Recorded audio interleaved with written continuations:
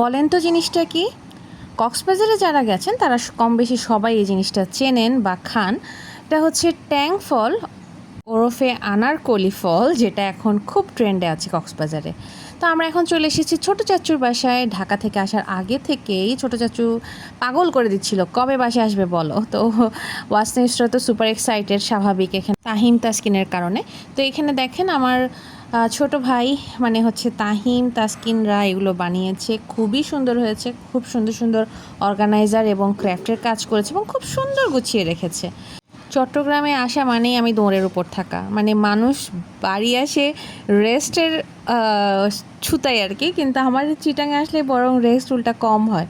তো এই যে সবাই মিলে খেলছে বাচ্চা কাচ্চা, এরপর আমি কিছুক্ষণ একটু আর কি গল্প সল্প করলাম, এরপর আর খাবারের পালা। চাচিমা অনেক মজার মজার রান্না করেছে, চিংড়িটা খুবই আমি ছিল, চিকেন, এরপর হচ্ছে ফুলকপি, কোরাল, সব মিলিয়ে মোটামুটি সেই একটা জম্পেশ খাবার দাবার শেষে এবার বাসায় যাওয়ার পালা। বলতে পারেন চিটাঙে আসলে চিটাং থেকে যাওয়ার সময় আমি মিনিমাম কয়েক কেজি ওজন তো নিয়েই যাই এখান থেকে। আপনাদের সবারও নিশ্চয়ই এই অবস্থায় হয়, তাই না?